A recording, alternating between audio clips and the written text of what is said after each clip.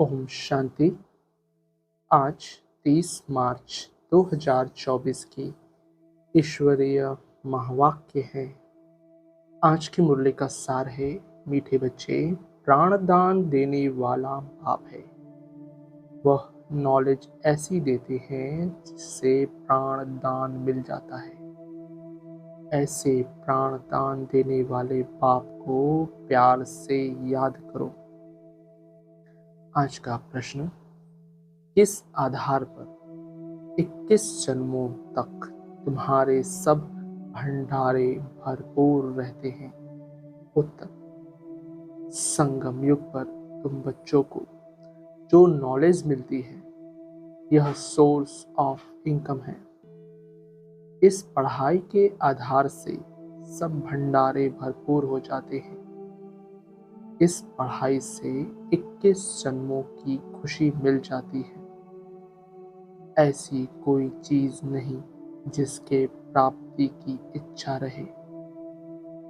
बाबा knowledge का दान ऐसा देते हैं जिससे आत्मा क्या से क्या बन जाती है। धारणा के लिए मुख्य सार। पहला, इस अनसुधरी पुरानी दुनिया को सुधारने के लिए स्वयं को सुधारना है। अपनी बुद्धि को बाप की याद से रिफाइन बनाना है। दूसरा, आपस में रूह रेहान करनी है, वाद विवाद नहीं।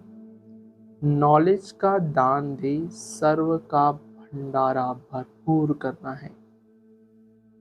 आज का वरदान, सोमान की सीट पर स्थित हो, शक्तियों को आर्डर प्रमाण चलाने वाले विशाल भव। स्पष्टीकरण, अपनी विशाल बुद्धि द्वारा सर्व शक्तियों रूपी सेवाधारियों को समय पर कार्य में लगाओ।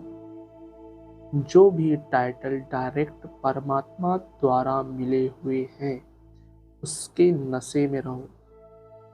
सोमान की स्थिति रूपी सीट पर सेट रहो तो सर्व शक्तियां सेवा के लिए सदा हाजिर अनुभव होगी। आपके ऑर्डर के इंतजार में होगी तो वरदान और वर्षे को कार्य में लगाओ। मालिक बन, योग युक्त बन, युक्ति युक्त सेवा सेवाधारियों से लो तो सदा राजी रहेंगे, बार बार अर्जी नहीं डालेंगे। आज का स्लोगन, कोई भी कार्य शुरू करने के पहले विशेष यह स्मृति इमर्ज करो कि सफलता मुझ श्रेष्ठ ब्राह्मण आत्मा का जन्म सिद्ध अधिकार है। आज की मुरली से निकाली गई मुख्य पॉइंट्स। पहला, तुम मनुष्य मात्र को सुधारने का पुरुषार्थ करते हो। मनुष्य जब सुधरते हैं तो दुनिया ही सुधर जाती है। सतयुग है सुधरी हुई नई दुनिया और कलयुग है अनसुधरी हुई पुरानी दुनिया। यह भी तुम बच्चे अच्छी रीति समझते हो और धारण कर समझाने लायक बनते हो। अगला, बाबा तुमको कितना रिफाइन कर समझाते हैं, सुधारते हैं। बाप कहते हैं, जब तुम सुधर जाते हो फिर मुझे सुधारने की जरूरत नहीं रहती। तुम अनआर्य बन पड़े थे, अब आर्य अर्थात देवी देवता बनना है। सो तो सतयुग में ही होंगे। वह सब सुधरे हुए थे, अब अनसुधरेले उनकी पूजा करते हैं। अगला, पहले तो यह समझाना है कि गीता का भगवान कौन। भगवान बाप को भूलने के कारण बिल्कुल चट खाते में आ गए हैं। तुम बच्चों का तो बाप से लव है। तुम बाप को याद करते हो बस। बाबा ही प्राण दान देने वाला है। नॉलेज का दान ऐसा देते हैं जो क्या से क्या बन जाते हैं। तो बाप पर लव रहना चाहिए। अगला, बाबा कहते हैं मैं तुम्हारा भंडारा भरपूर कर देता हूँ। तुमको ऐसी नॉलेज देता हूँ जिससे तुम्हारा भंडारा भर जाता है। तुम्हारी बुद्धि में है knowledge is source of income. Knowledge ही सब कुछ है। इस पढ़ाई से तुम कितना ऊंच बनते हो। पढ़ाई का भंडार है ना। अगला, पढ़ाने वाला तो पढ़कर गुम हो जाता है। पढ़ने वाले आकर विश्व के मालिक बनते हैं। कितनी नई बातें हैं। एक भी बात कोई की बुद्धि में बैठती नहीं है। स्टूडेंट भी तुम सब नंबरवार हो।